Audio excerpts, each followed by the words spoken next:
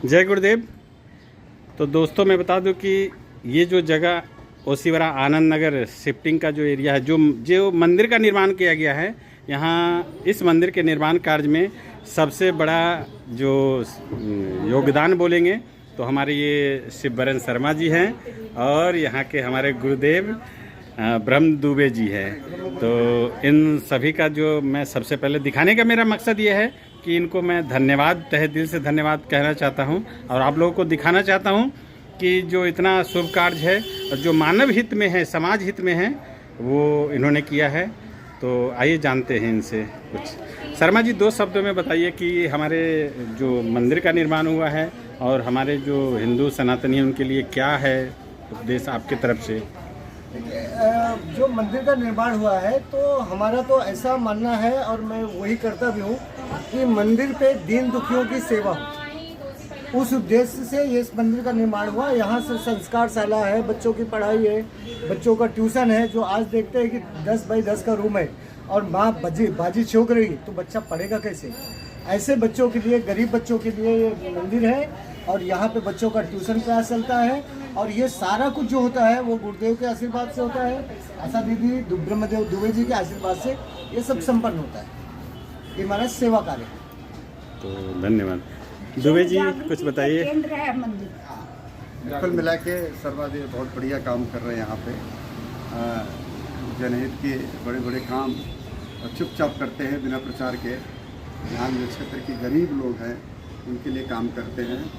और कुल मिला के जो गायत्री परिवार का उद्देश्य है और गायत्री मंत्र का उद्देश्य है, खुद का निर्माण करना, परिवार का निर्माण करना और समाज का निर्माण करना। समाज का निर्माण हुआ, खुद का निर्माण हुआ, देश का निर्माण होगा। और व्यक्ति यदि अपना निर्माण किया तो परिवार को भी अच्छे दिशा में लेके जाएगा। ये आप देखिए, जितने भी बड़े पद पर होते हैं उसका एक ही मात्र कारण होता है, उनका दिमाग बहुत विकसित होता है, बहुत तेज होता है।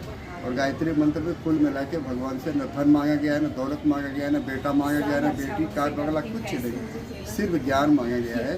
भगवान से प्रार्थना की गई है कि हमें बुद्धि दो। ऐसा वर्ग है, कौन सा ऐसा जाति है, कौन सा ऐसा व्यक्ति है जिसको बुद्धि नहीं चाहिए। आगे बढ़ना है तो बुद्धि चाहिए और बुद्धि को अगर प्राप्त करना है, ज्ञान को प्राप्त करना है तो जगदम्बा के शरण में, गायत्री के शरण में आना है। दूसरा कोई रास्ता नहीं है।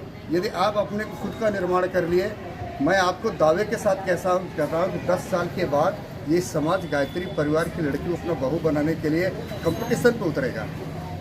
इस परिवार में आने के बाद जब बच्चे जुड़ते हैं तो सबसे पहले बच्चे जब देखते हैं कि मेरे पिताजी कहाँ जाके बदले हैं तो उसका बहुत बड़ा प्रभाव उनके ऊपर पड़ता है।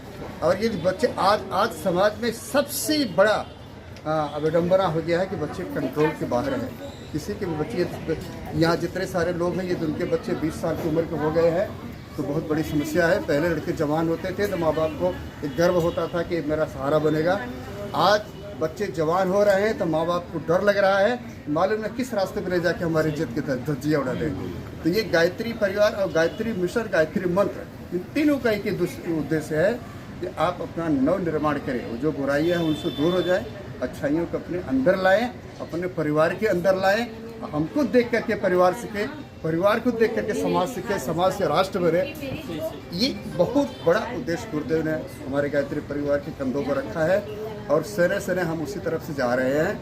युग परिवर्तन और की प्रक्रिया के बाद में गुरुदेव ने लिखा है 2026 का लाइव प्रसारण किया है कि कल क्या होगा।